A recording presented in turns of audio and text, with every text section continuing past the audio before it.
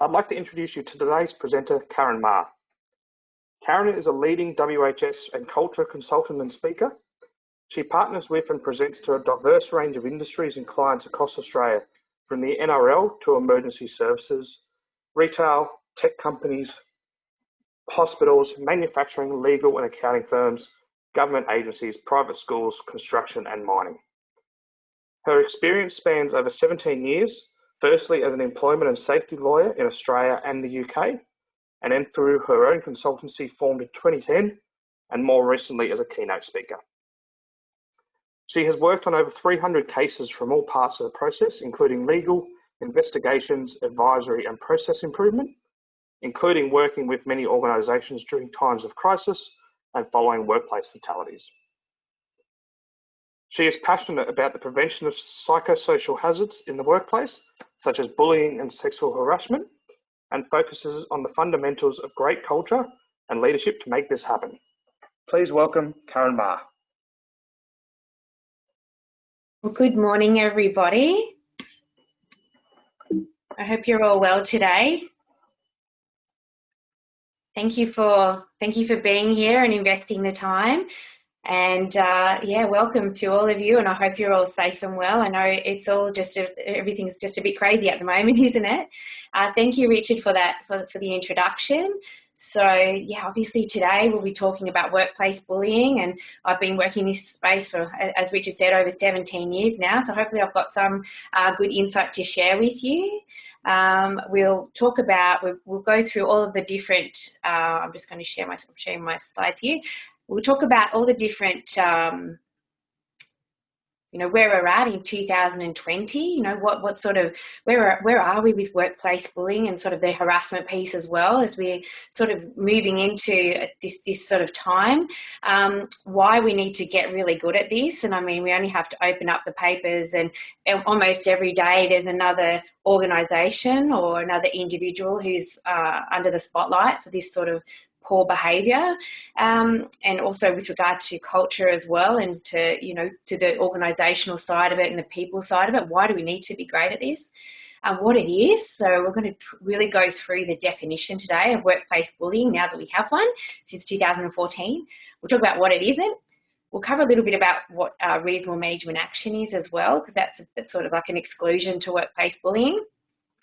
I'll talk to you about the key risk areas that I'm seeing right now. And as Richard said, I kind of work across a very diverse range of industries and different types of organisations. So I can really give you some insight as to what I'm seeing as a consultant and, working in this space at the moment. I can share with you what I think the good, the organisations who are really getting ahead of the game and kicking goals with regard to preventing workplace bullying. I can give you some insight into what they're focusing on now. And we'll talk about at the end, we'll talk about, where things can end up, obviously, with regard to the bullying piece. And obviously now we know there are so many different, the potential for liability in this area is just literally enormous, isn't it? But we'll go through some of those parts later. And we'll talk about the key strategies to prevent it as well. And that links in with my insight on what the good organisations are doing and what those key risk areas are at the moment.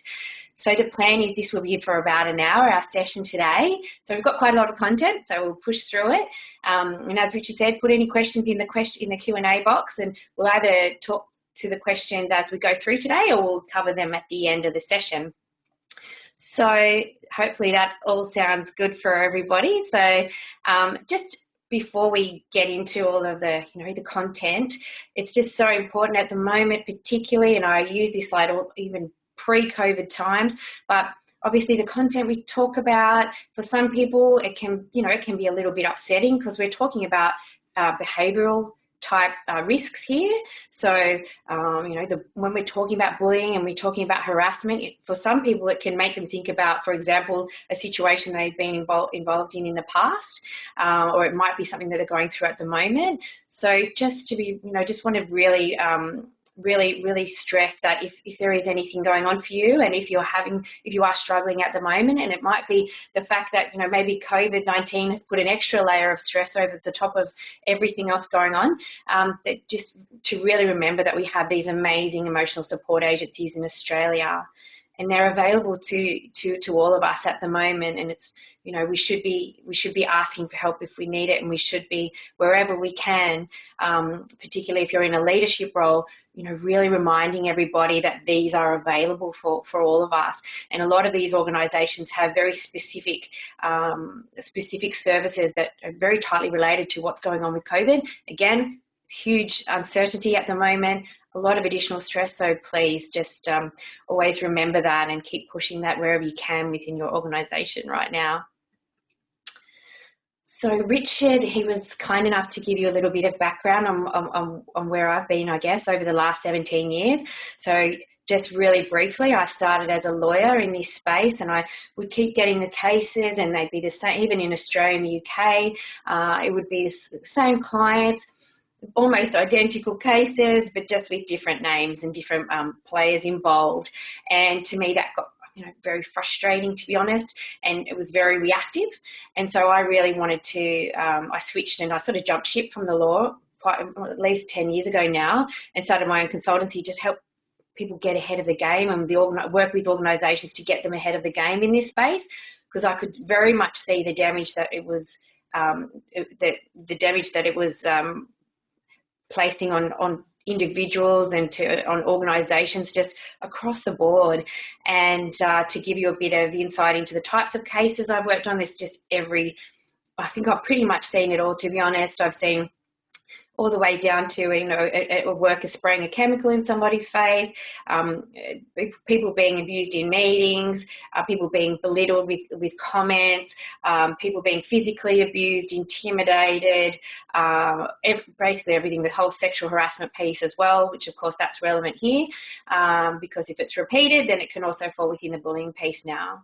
And so all the way up to a situation where I had to investigate a matter where somebody took their own life at the workplace. So really, it was pretty much after that case, I worked on that case a few years ago, it really changed everything for me, and it really does, it really pushed to me the need to be more proactive in this space. And we're just not there yet as far as organisations in Australia. So I tell this story quite often when I work with clients, but with regard to this particular case, so here I am, I had to do the investigation, and I had to go into an organisation where someone's left, signed in for the day, they didn't sign out, and it was just overwhelming. It was so sad, and it was so unnecessary and so preventable. And it wasn't a case where someone was being bashed up every day. It was that somebody was being chipped away at. The little comments, the little digs, and they just added up for somebody. And once you go through that, once something like that happens in a workplace, the clock stops, and nothing we do there, because our organisations tend to go and fix everything after something like that happens, but it's too late. I hope you'd all agree with me when I say that. And when I do work with organisations, when something quite serious happens, which is quite often, to be honest, there's a lot of wishing going on, and there's, when we're doing the interviews and we're taking everybody to the policies and the procedures and the values, and everybody's wishing they did this, and they wish they did that, and they wish they were a better bystander, they wish they stepped in, or they wish they reported it up, or, this is in the bullying and the harassment space, leaders wish they did more. And that's almost every single person that you interview will have a similar response. There's a lot of wishing going on. So all the work that I do, and even hopefully today, even if I can shift mindsets a tiny bit or give you a few key takeaways, then that's an absolute win for me. We never want to have these wishing moments. To just give you a bit of background, this is, I guess, we need to understand how to prevent bullying. We really need to understand where we're at and where we've been and where we're sort of moving to in Australia. And really, from my experience, and I started practicing back in 2003, and the laws were pretty, they were sort of there, but there wasn't we didn't really have a definition of bullying, and we sort of used to have to sort of try and get the bullying behaviours as a lawyer into other areas of misconduct. Well, that's completely changed. We have a bullying definition now. Our workplace health and safety regulators are getting very focused on workplace bullying now. Obviously, that's a risk to health and safety, which I'll talk about a case in a moment. So the laws have changed. I think hopefully you would all agree that the community expectations in this area have changed so much as well. So we need to be pushing to be getting better at this. We've seen the Me Too movement that really has put, the harassment piece in the spotlight as well. And again, we can just have to look at the media again every day. There's someone else or there's something else that's happened. And recently we've had our high courts that have been part of it, the media. Been in the spotlight for the wrong reasons, and obviously this is sort of devastating, isn't it? And so things are changing, and we are really seeing a tightening up with regard to the laws, and really seeing a lot more personal accountability. And I've seen that really change throughout my career, where previously there'd be quite low awards of compensation, and there'd be very limited penalties for people with this type who were perpetrators of bullying behaviour. But that's changing. It's really changing, and really the regulators and the courts are sort of really getting granular, and they're looking in when they see a case, and they're peeling back the curtain, and they're looking inside, and who's steering this ship. Who's responsible for these behaviours? Well, we're going to prosecute you, and we're going to prosecute your organisation for not doing everything they could to prevent it. And so, as you can understand, with my background and what I've seen over my career, the absolute devastation in so many areas, and even if it wasn't a situation where there's that drastic consequence, there's always an impact, and quite often a very negative impact. So these changes and this tightening up is a welcome change. Just to give you a little bit of, normally when I'm face to face, I can sort of draw this up a little bit better, but a bit of, I guess, a little graph to show you sort of where we're at. So again, in 1990, sort of, this is just a very, very basic sort of graph. The laws and expectations were, around here, a little bit lower, and they've slowly just kept moving up and up and up. As I said, the laws are getting stricter, the expectations are stricter, the accountability is so much stronger now, personally and organisationally, and that we can see that's gone from 1990, and again, I sort of started working this around here, and we had some terrible cases. When we're looking at, in Australia, we've had lots of very bad bullying cases, and particularly in between that 2000 to 2010, we'll talk about one of those as well today. So this is the issue that we have, though, and again, this is based on my insight and my experience and my time working with organisations over the last 17 years, is we've got this part here, that this is where we're supposed to be, the dark blue line, that's the expectations, that's where we're supposed to be at. So if you can look at the top here where that is dissecting at the blue line here at the laws and expectations, if we have a case, or if we have a prosecution under health and safety, that's where we can be held to account. But the problem is, and what I see, and this is across all industries, to be really honest, it's across all industries, and it's a big issue in Australia, is the reality is that we're still on the light blue line. We are still not there yet. And so we have a lag. And so what we need to do as organisations and leaders and individuals is get ahead of the game and be doing everything we can to shift our culture and to push and to really close up that gap, so that where we sit culturally and what we're doing on a day-to-day basis is where we need to be. And so that's a sort of a key area that we need to be working on. We've got a few polls today, and so I think I'll hand over to Richard now. He's going to launch a poll for me. Thanks, Karen. So everyone, yes, you've seen we've opened up the first poll here. So have you seen, heard, or experienced any incidents of workplace bullying over the last 5 years? So I'll just give you a few more seconds to answer that, and then we'll close out and see what the results are. Thanks, Richard. Yes, over the last 5 years in your workplace, have you seen or experienced any incidents, these poor behaviours? All right, and we've got the results here now. So 84% of people have said yes, 9% no, and 6% unsure. That doesn't surprise me, the 84%, and of course we haven't gone to the definition yet that we will. But to me, when we think we've had laws where we're supposed to be looking after people for so long, that to me is a real problem. And I hope that you would agree with me. And again, like when I talked about the cases that I've been involved in, it's really quite rare that I will see a situation where somebody's been bullied or someone's been harassed at work and there's not an impact.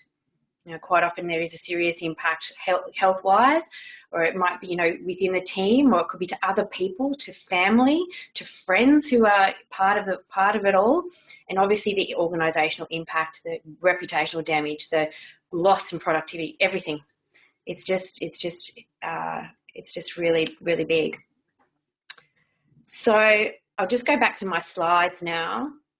So everyone can see my slides, can't they, Richard?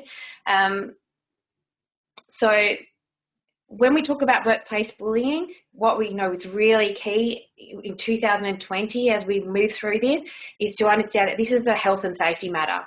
So, back in the day when I started, it was all about, we would have, something would happen with workplace bullying or harassment and it'd be sort of go to HR and not get dealt with very quickly. But now this is front and center. Yes, it's a HR issue and might come into the discrimination part of it, but this is about safety.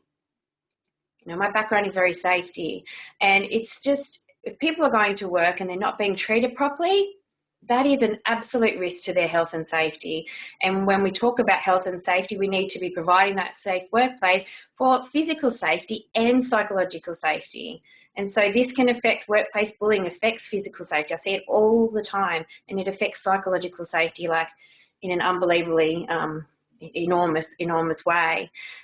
What we've seen too in the last sort of 6 years is a real trend for our work health and safety regulators to get very focused on this. We had a case that came down, and I'm sure many of you would have heard about it, the Chenoweth case, and that was a South Australian case where an apprentice who was 19 was really badly bullied, and in fact he was lit alight, he was ignited with flammable liquid by his supervisor. Terrible. We're talking about someone who should have been looking after him. He was a vulnerable worker, a young worker, and he deserved to be protected and kept safe and looked after by this individual, and that is not what happened. So what we can see is, again, we've got the regulators now who are now getting very focused on the psychosocial risk and these types of cases, and they're looking and they are prosecuting. And in this case, the Safe Work South Australia, the lead of Safe Work South Australia, Martin Campbell, came out after the case, and he was really clear in the media, really clear on LinkedIn, and he even if you have a look for this on even just Google search it, he came out and he gave a very clear warning to organisations. He said, having all of your UBUT policies and procedures, this is just pretending that's a policy or procedure, it's not enough. Okay, what we need to be doing is we need to ingrain what our expectations are into our cultures. It's not enough to have the policies, and that is 100% with what I see. I see companies that have these gorgeous values, or they have these beautiful policies and they're amazing and they look fantastic, but they're all gathering dust. No one really knows about them. Leaders quite often, even if I ask what are your values, quite often there's crickets like this. We need to get really serious about this. We need to understand what our values are, particularly at the moment with COVID. What are our values? Are we really pushing to everybody what our expectations are, with regard to behaviour and keeping people safe? And so, again, we really need to, and I think a lot of organisations tend to get a lot more buy-in when they focus on the health and safety side of this and push within their organisations that people coming to work, they should be safe and they should be respected. And if they're being chipped away at or treated poorly, that is absolutely inconsistent. Another key part to this, and I think it's so relevant to link it all up, is the fact that is linking it up to mental health. And this is just enormous at the moment. With COVID, the uncertainty, everyone's in survival mode. Well, not everybody, but that's a generalisation. But a lot of people, a lot of organisations have gone into survival mode. You know, where we're just focusing on the basics. We're just getting through the day sometimes. You know, we're focusing a lot on the physical safety. But the mental health side of this is just so crucial, and we need to really keep focused here too.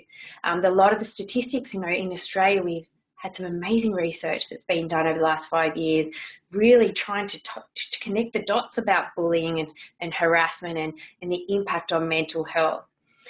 One of the stats that came out of the Australian Productivity Commission a few years ago, which obviously I think probably many of you would have seen, was that workplace bullying cost the Australian economy up from $6 billion to $36 billion a year. And this is when we really started to look into this and think, hang on a sec, we need to work on this. That's workers' compensation claims. That's people not coming to work, absenteeism, presenteeism, people getting to work but not wanting to be there, and productivity problems, legal costs, all of that. But when I looked at that statistic, I just thought, well, that's good that we're researching it, but really between $6 billion and $36 billion, to me that said we still don't really know the impact and how bad it is.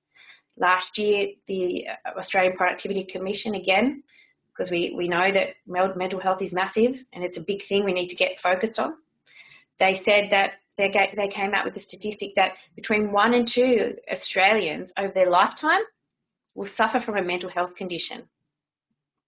So we either need to get very, very good at it, because it's either going to be us or it's going to be someone really close to us. Now, if we put COVID over the top, it's just next level. And I know for a fact that if I asked everybody who's here today, if I asked you if you know someone who's really struggling right now, and it might be in the workplace or otherwise, that you would be saying to me, yes, I do know someone, and it is, you know, mental health is a problem. And one thing I am seeing with the organisations that I'm working with at the moment is mental health is deteriorating. And so everything we can do at the moment as organisations to be promoting wellbeing and to be increasing mental health and to be doing everything we can in that space is just a no-brainer. You know, even last year there was a lot of research done, I think it was KPMG, and they said that the return on investment for investing into mental health is just, it's a no-brainer here, okay? So really, you know, we need to be very focused here and be thinking about that part.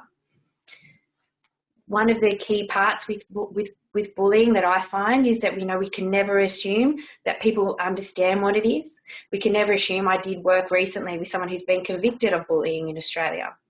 It hasn't been a lot, hasn't been many, but an individual. And when I worked with this individual, he told me that he'd been bullied and bullied and bullied and bullied and bullied and bullied over his entire career. And he didn't understand the definition. And quite often when I go and do investigations, people don't understand. People do not have the awareness that they need to be working in line with expectations. So really we can't be assuming that people have that knowledge. And so just trying to make sure we do everything we can to raise that awareness. Right now, particularly with COVID, when people are stressed and tired, to be pushing our expectations as much as we can is really key. So let's talk about the definition, and I'm sure many of you have probably heard of this. So workplace bullying, it's repeated and unreasonable behaviour directed towards a worker or a group of workers that creates a risk to health and safety. So there are a couple of key parts of this. It's repeated. So we don't ignore it if it's not repeated, because it could be something else. It could mean things are escalating. It could mean there's a trend or there's something we need to worry about. It could be a form of some other unlawful behaviour, like sexual harassment. You only need one incident for sexual harassment for there to have been sexual harassment. So yeah, it needs to be repeated. It needs to be unreasonable behaviour, and that's not a very high bar to jump over, when I'll go through a few examples in a moment. And it has to create a risk to health and safety. So if we think about that, there doesn't have to be an injury. We don't have to say someone has a psychological injury because of this. There only has to be that risk that can happen. So when we put that into the manual health sort of space, if we put workers up on 2 stories above the ground level and we don't give them fall protection, there's a risk to their health and safety, and they can be prosecuted for that. It's the same here with the psychosocial. If we have a risk, if we have that culture, and we have a situation where people are exposed to this behaviour, there's a risk to their health and safety. So we can see the definition again. We only got this in 2014, and we can see that there's a real focus now on this safety piece from that very definition. So here are a few parts to it as well. It can breach, and I've seen this. I've been in court with people who have done the wrong thing, and then the next minute they're in a criminal court and they're responding to a judge about their behaviour. It can be in health and safety, that's criminal jurisdiction. So it can be, we're talking criminal convictions here. And all that aside, the impact on everybody involved. Examples: insulting, offensive or abusive language, aggressive or abusive conduct, belittling or humiliating comments. I still see that a lot. Humiliating sort of belittling behaviour too. Practical jokes or initiations. A story I tell a lot is a female worker who was bullied for 9 months because she had a tidy desk. Her workmates thought that was hilarious, and they just started on her, and they targeted her, and they bullied and bullied and bullied her, and they would move things around on her desk, then dump rubbish on it, and then they just step it up every day, to the point where in the end she went from being very healthy worker, to down the track she was very unwell, and she ended up.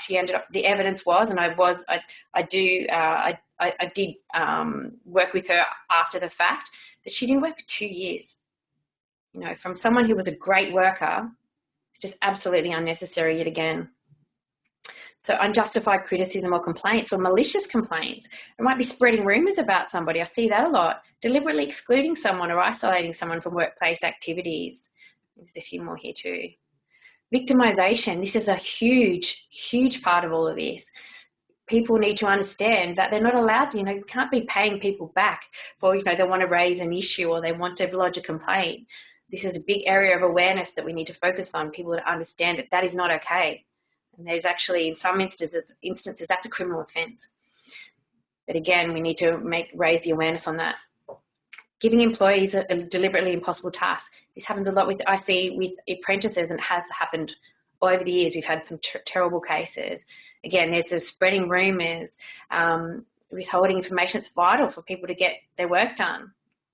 Unreasonable deadlines or timelines, or constantly changing deadlines.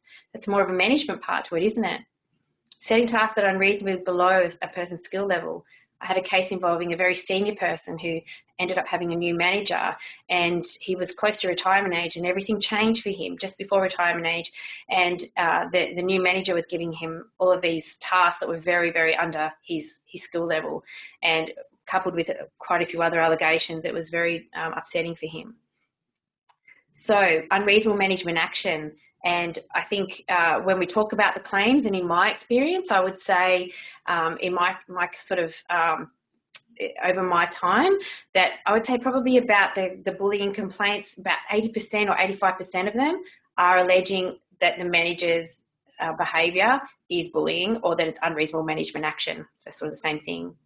So yeah, we need to get that management piece right as well. So really focusing on making sure our leaders are doing a good job.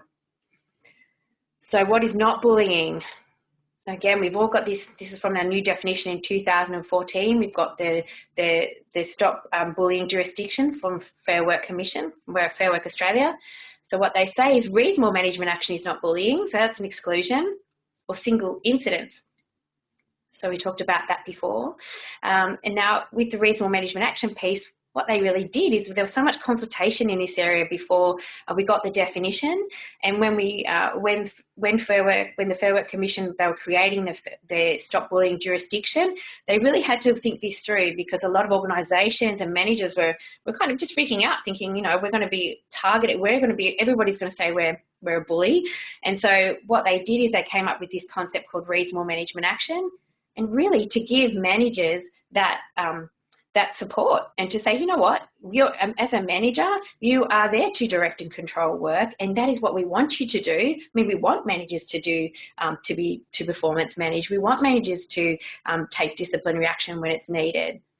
But what they said is, we need to do this fairly, and we need to do that in a reasonable way. You are allowed to, again, we want you to set expectations, but they must be reasonable and achievable expectations. So there's a lot of guidance now that's out there. It's very important to push to managers about what is reasonable management action.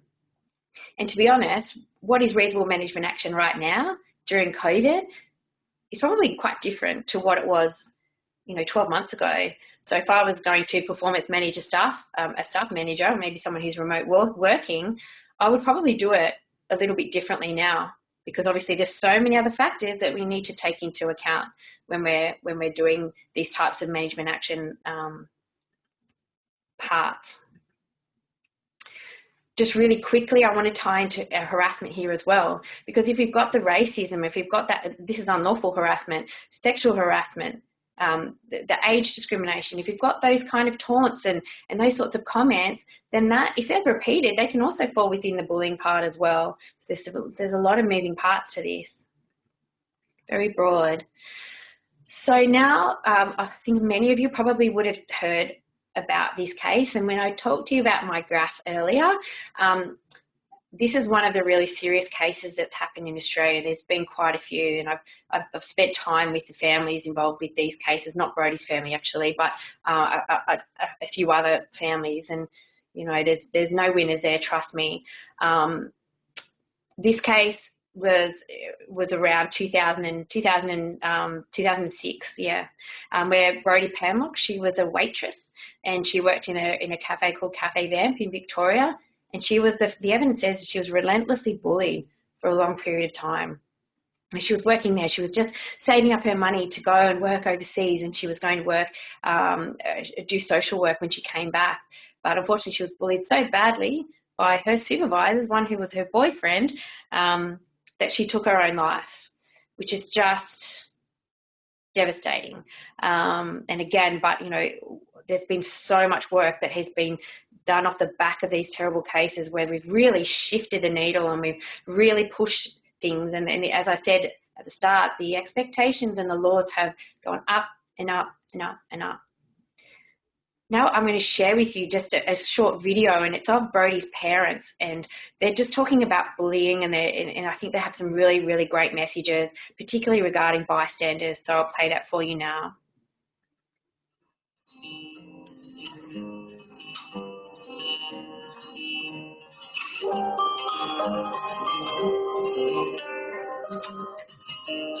Some people think that bullying is just a bit of banter here and there, but it can be very devastating. I never thought in my wildest dreams that Brodie would take her own life because of what was happening to her. And it does show so much how it can really have that impact on your state of mental health.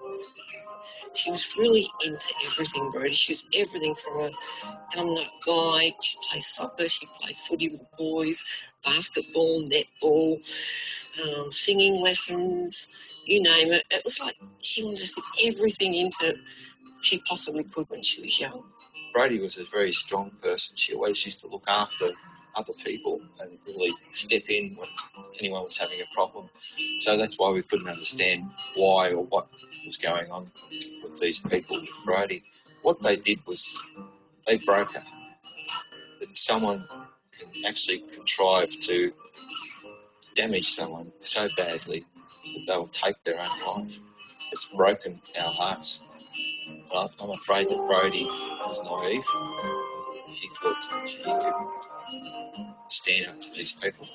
She never ever told us what was going on. Bullying is definitely It's interfering with other people's property, it's put downs, it's spreading rumours about that person, it's isolating them for things that are going on within the workplace. It can be physical, no matter which way it is, it's not right. I think conversation is a big thing with young people. They don't do enough of it. If I'm having a problem, I need to talk to someone I respect and I think will listen to me. Your parents, a good friend, teacher, your boss, HR if you're working, let them know that if it's a problem, you've got to say something. If you think something's going on, you need to come forward. There'd be nothing worse than coming into work one day and that person doesn't turn up for work because they're here no longer. You sat back and you think, oh, I knew what was going on, but I did nothing. And it's easy, I guess, to just walk away. It's easy to think, well, it's not my problem, I'll lose my job, or I don't want to get myself into trouble. That's how a lot of people feel. You know, if you're standing up for someone and you're standing up for your rights, and I know how hard it would be, you definitely could be saving someone's life. I think we need a lot more empathy. It's definitely a cultural change. We need to be aware of how our actions can impact on other people. There's nothing nicer when someone asks you that simple words, are you okay? Don't ever feel you're on your own because you're not.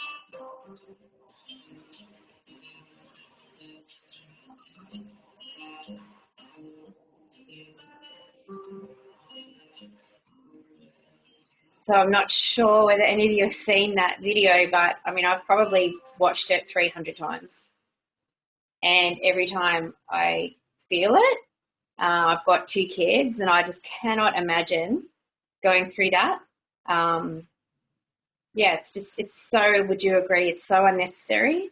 And again, in Brodie's case, she never talked about it. She didn't talk about it to her parents. They had no idea what was going on. She had nowhere to go.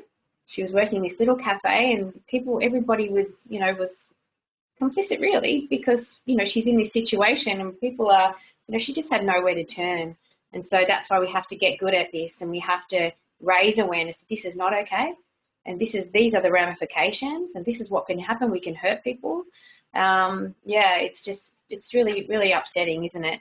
And that was just 2006. And unfortunately these types of cases still happen and in Australia. And it's really, to be honest, I think it's just not really, it's just not really acceptable. When we think about where we're at, we're about to start sending people to Mars, aren't we? But we still can't get this right, which is a bit upsetting. So, Richard, I might hand over to you now, and if you wanted to pop up the second poll for me. Thanks, Karen. So yeah, we've put up the second poll there. Why do you think workplace bullying still occurs in Australian workplaces? So feel free to provide one of your answers. Your answers there are lack of awareness, poor management skills, leaders that don't walk the walk, accepted, poor culture, and other. So I'll just give you guys some time to answer that.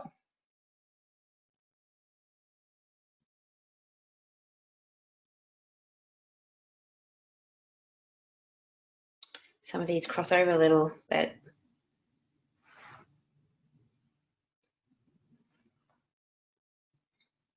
So the votes are still coming in, so I'm just going to give it a little bit longer than I usually would. Thanks, Richard. All right, and we've got the results. So it's coming in. 47% said accepted poor culture, followed by 19% that leaders don't walk the walk, 17% poor management skills, and 11% a lack of awareness, with 6% other. Yeah, I think that would be really consistent with my experience as well, and particularly in organisations where there's quite a legacy as well. We've got a situation where things are kind of accepted and that's just the way he is, or that's the way she is, or that's just how it's done around here, which is a bit concerning. And quite often, like, I get involved and I get called into organisations because the leaders aren't walking the walk. And again, when we go back to these beautiful values and the golden book with everything in that, if our leaders don't get this, we're just fighting a losing battle, aren't we? And it's very hard to shift the culture and change the situation. Thanks for that. Thanks for getting involved. So we just need to remember with workplace bullying and harassment, if there's that sufficient connection to the workplace, you know, when we're traveling, obviously we're not doing much traveling at the moment, but when we're doing having social time together, going to conferences, all of the expectations and the legal duties still apply, and I think a lot of people don't tend to know that as well. So we need to push that awareness piece, even down to at the moment reminding people of the expectations. And I've had clients talk to me about, you know, people, and are great that we've got people doing the chats and the Friday night the Zoom catch up with the glass of wine. Excellent that we're keeping and connecting to each other, but just reminding everybody that still we need to keep be respectful, and we still need to look after each other so we don't run into issues there. When we talk about the safety side of things, and this is a very quick rundown, but obviously we have all of the different, you know, if we have bullying again that might have a discriminatory element to it, then that can be, you know, we can be talking about discrimination there. There's so many different areas of potential liability. But obviously as an organisation, we need to be providing a safe workplace and providing and maintaining a safe workplace, you know, as far as we can. As far as reasonably practicable, the duties differ slightly across Australia a little bit, but yeah, that's a big duty. And we need to be consulting with workers. We need to be providing awareness training. We need to make sure we've got good complaint systems to be providing that safe workplace. There's a lot of parts to that. Obviously, our officers, so the very senior levels of our organisations and a board, if we have a board, they need to be onto this. They need to be exercising due diligence to make sure that our organisation is kicking goals here and that we are providing a safe workplace. And that's safe, again, it's not just physically safe, it's psychologically safe as well. And this is where we need to work a bit harder. And this is what I see we're doing well. We've got the crosses on the floor, especially with COVID. We've got the hand sanitizer out and we've got these plans, but what are we doing to keep people safe psychologically, and what kind of work are we doing in that space? Workers, this is another key area that I find that quite often people just don't understand, and they don't realise they have a legal duty to take reasonable care for each other. You know, reasonable care to make sure that our actions or what we don't do or our omissions don't create a risk to health and safety of our fellow workers and others at the workplace. And this is where, when I talked about the Chenoweth case, this is where the worker was charged under. And one of the other supervisors who was involved, he was also one of the primary charges against him, was that he failed to act. He failed to do anything. And what I see in my work is that quite often workers get to this stage and they've got allegations before them, but they have no idea that they have these legal duties. And so we're kind of setting people up to fail a little bit, because really we need to raise that awareness and make sure they get it. You know, it's a legal duty, but it's a moral duty. Do we have to look after each other? And obviously there's others at the workplace that come into your organisation or who work around you. It might be, you know, other contractors and things like that too. Or it might be customers and clients in some situations. Like, what are we doing to protect, what are they doing to make sure they're taking reasonable care for our safety, and vice versa as well. So again, we've got lots of duties there that we need to really be pushing and, again, educating everybody on. Just really quickly, I've talked about a few of these. Can end up in criminal courts with this sort of stuff. And we've done that. So again, I've been seeing this. I've been involved in these cases, and there's no winners ever. Work health and safety prosecutions. If there's a death, coronial inquest is the first stop. Discrimination, negligence, breach of contract, defamation. A little bit more with the harassment piece. We can be in the Fair Work Commission or whatever the industrial tribunal that's relevant for you. Trade practices, misleading and deceptive conduct. You know, when you told me I was going to come and work for this organisation, you said it was going to be great. It's going to be a respectful, safe workplace, and that wasn't the case. Workers' compensation. I've seen a huge change in this area over my career. It used to be very hard to prove psychological injury and for people to be paid out, but now that's changing. You know, a lot of my friends who are still in the legal space, in this personal injury area, they're saying like up to 1/3 of their workers' comp claims are bullying claims. One of my friends was talking to me the other day saying that their case, he thinks it'll settle for over $2 million from somebody being bullied, because the damage is so great. I talked about this before, and now obviously before we had with the Brodie Pamela case, she had nowhere to go. So now we have the Fair Work Commission, the Stop Bullying jurisdiction. So where a worker reasonably believes that they're being bullied at work, very consistent with the definition I gave earlier, and they work for an organisation that's a constitutionally covered business, so proprietary limited company. It excludes some state government employees and the defence. The worker it's very, very broad definition as to who can make these applications. So if they feel like they're being bullied at work, or they reasonably believe they're being bullied at work, they can make an application to the Fair Work Commission to seek an order to stop the bullying. And the Fair Work, the legislation specifically talks about reasonable management action, and that's not bullying. And that's a lot of the decisions they have to make when they look into these cases. They'll look into the facts and they think, is this reasonable management action? What's happened here? Is it not? Is it? And that will be a determining factor on what the outcome is. It's not a compensatory jurisdiction. It's about prevention. So they can make whatever the orders they think are fit. But obviously they need to be conscious that, the whole idea of it is about preventing future bullying. And so if there's no risk of it continuing, they won't make an order in that case. There haven't been a lot if we think about the jurisdiction, and I was looking at some of the facts, some of the statistics. There's really only quite a handful of orders that are handed down each year really in this space. There's over 700 applications, but usually they work quite well with the parties, and quite often things are resolved at different stages as well. But it is there, it's an opportunity.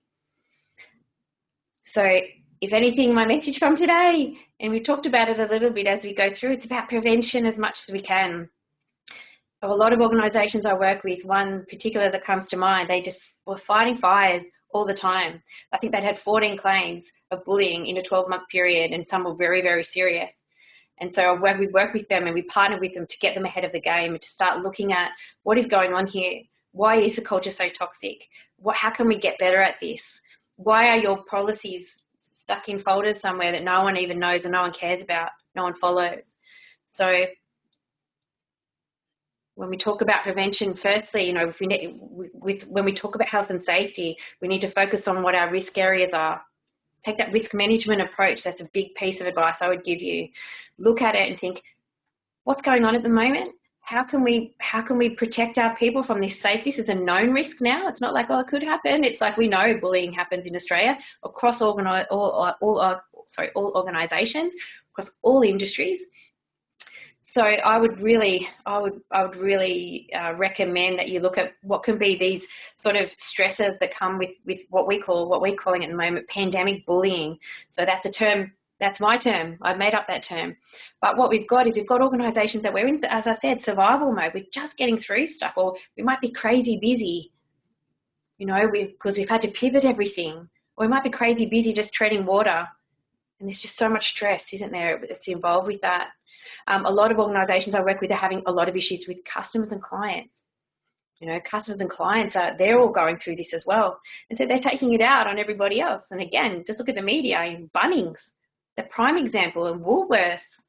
What are we doing to kind of take that risk management approach to protect our people from our customers and clients? We've got to take this apart a bit. That old school culture of acceptance, and this came up, didn't it, in the poll actually. This is so true that how can we shift the needle there? And how can we draw that line in the sand? This is not okay anymore. This is how we roll now. And we are going to, these are our values, and this is how we ingrain them into our culture every day. Poor leadership and communication. At the moment, people need communication. People need great communication within our organisations. We need to be asking questions. What's going on? How can we support you at the moment? What are you finding difficult with the remote working? Are you struggling with certain parts of your role at the moment? There's a lot of parts to that, isn't there? The stress with COVID.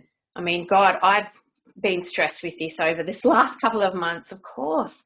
We're worrying about our health, our parents' health, our kids' health, homeschooling. Geez, that's stress and a half. I've got a little girl in kindergarten, and that was just, very tricky, and everybody at home, and I was talking to Richard at the start of this, and I think the only winners really out of COVID are all of our pets at home who are living their best lives, aren't they? The impact with other manual safety risks. So, we'll look at this and for, probably not the best example because we're talking about winter at the moment, but, when people are under pressure, it might be, working out in the heat all day. If you've got people working out in the heat all day, we're not looking after them in that sense, or they're really stressed about something else, then that's going to increase the likelihood that they're going to behave badly and to bully someone or to say nasty things and that sort of stuff. That risk area is that lack of awareness. I see this all the time where people don't understand what this is all about, and so they tend to make an assumption about what is the law and what isn't, what is their obligations, and that never really ends very well. So at the moment, great communication and safe leadership. We'll talk about here are some strategies that we can really be focusing on now, and then after we'll go over to some question time just after I go through this. I think these are my top. I don't know how many I've put in there, but these would be my top things at the moment, based on everything I do, the work I do with organisations, everything, to be focusing on your people and mental health. So again, how can we get better at the mental health part? It's not just about the physical health at the moment. Ask people the questions. Are they okay? Get leaders, educate leaders on how they can have these conversations, and not in a Zoom call with 400 people on it or 10 people. These have to be conversations. We have to be very authentic about this. No one's going to tell you they're not okay if they're in a meeting with everybody else. We have to get on board with mental health issues as leaders, push them. What are we going to do today? We're going to focus on this. Be encouraging the great behaviours that what are those behaviours? When you see them, shout from the rooftop about them. As leaders, we need to know our policies and processes better than anybody else. And so if anything happens, we know what to do. We have to work on our complaints processes in this area. So many organisations I work with, no one trusts the complaint process. How can we work on that to change that? Or that no one's going to start reporting just magically.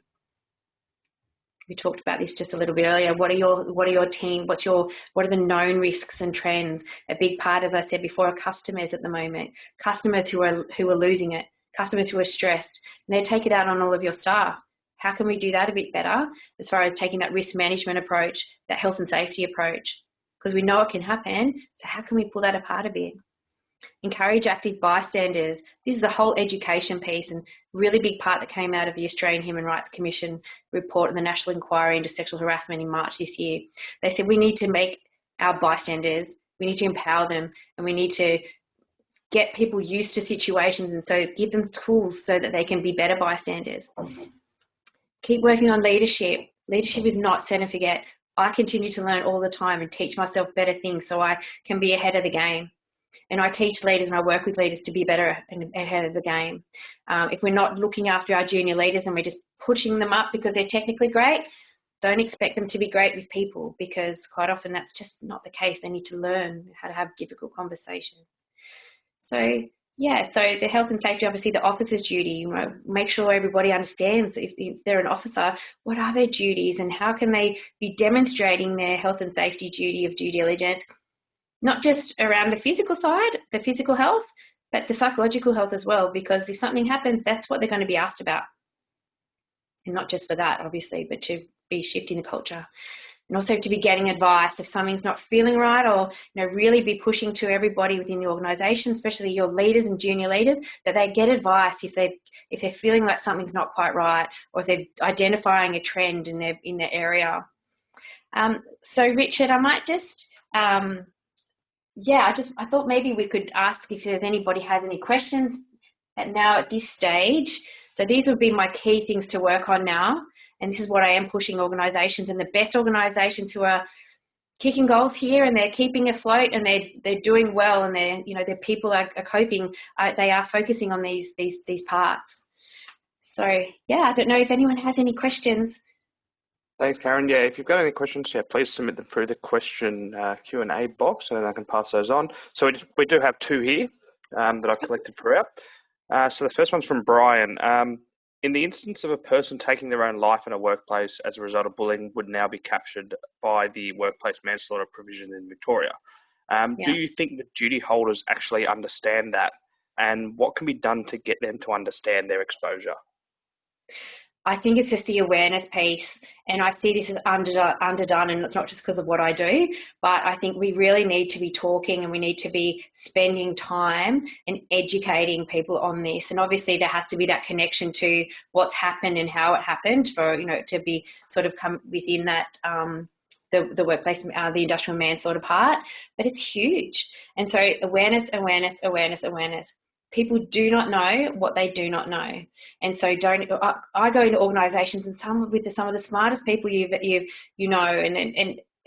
I'll sit in there and I'll start talking about they might be in an industry that's not that traditional safety sort of side of it, and they will have no idea that they are a work health and safety. They have the officer's duty at all, and they often find out when it's too late. They're being asked, how do you demonstrate due diligence? And again, it's crickets. It's like, So really, I think, if you're in a safety role and in that sort of leadership sort of role, be really giving them the information on this, so when they know that they've got that duty, it's kind of setting them up and saying, well, this is also, you can help with a bit of strategy around that as how can we demonstrate it on a day-to-day basis. That's going back to your values and linking it up and making sure that they're ahead of risk and they're looking at stuff and they're doing everything they can to try and shift the culture upwards and not and walking the walk. Yeah, I hope that helps, Richard. But just education, big part of it. Thanks, Karen, and thanks, Brian, for the question. So a question in from Michelle. She'd like to do some more training around this. Do you recommend a training framework or template to use? So obviously I do a lot of training around this, but I don't want to be self-promoting myself because there's nothing worse than that.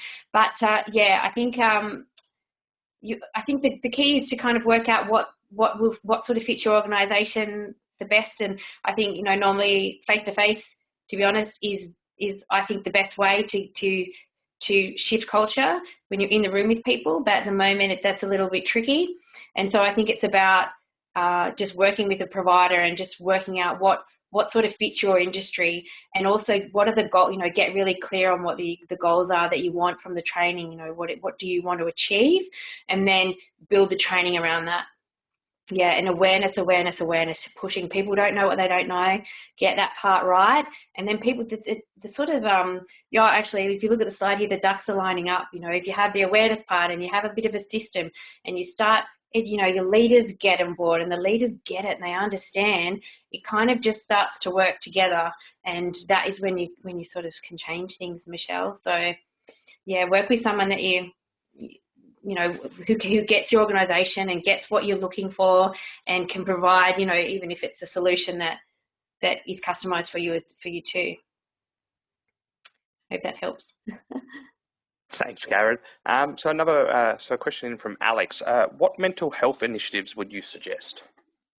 So I think if you're not doing anything on the mental health part, if you have an EAP provider that you work with, I would be jumping on the phone to them and I'd be saying, what you're paying for it? What have you got at the moment? Services that I can be pushing out to my people and to be really getting them on board with this. Otherwise, I would recommend that you even approach the mental health, the different emotional support agencies that I've put up before, and they've got so many great mental health initiatives that are really focused on this COVID part. Because again, people are sadder and sicker than ever right now. It is just totally where we're at.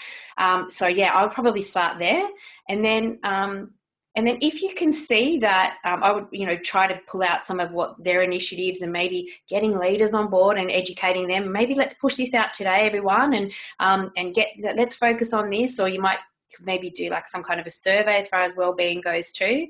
And the other thing, and it depends on your industry, it depends on your workplace and how it all sort of fits together. But it might be that you need quite a customized solution really with regard to the mental health piece, and whether that's around making sure that you have that sort of the counselling in place or any psychological access to that in place.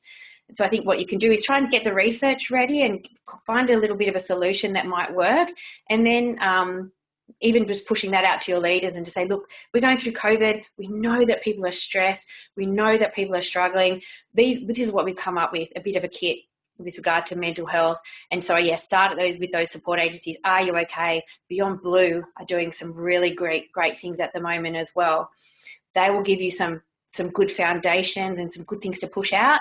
And then again, it might be that you need to go next level if you don't have the EAP system, where, you know, you might need to offer people, you just say, please let us know if you're struggling, or, you know, so you can set up some support, because, yeah, this is not going away anytime soon, and the uncertainty is really, really causing problems for people. So anything you can do, please, you know, just really just focus on that, that side of it.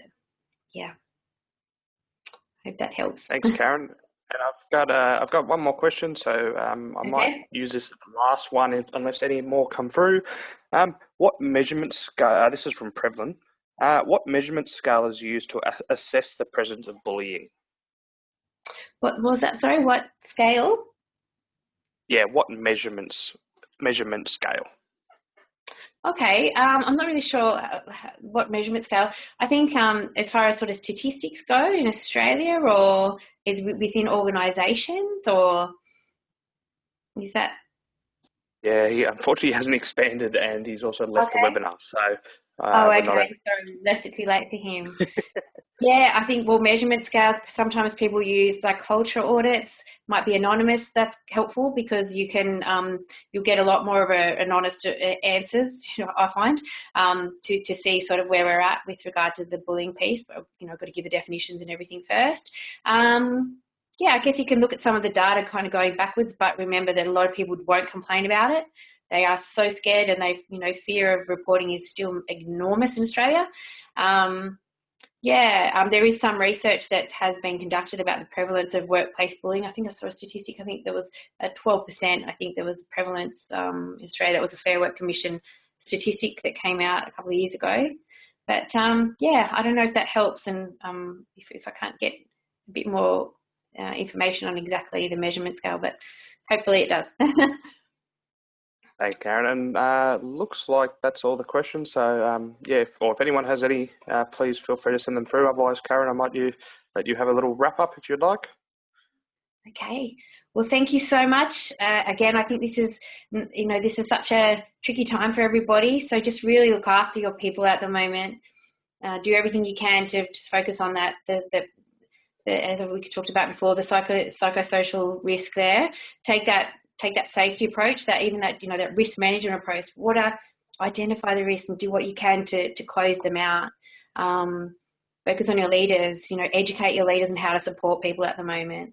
Consult with your workers, ask them questions and how you can help them out at the moment. So all the best.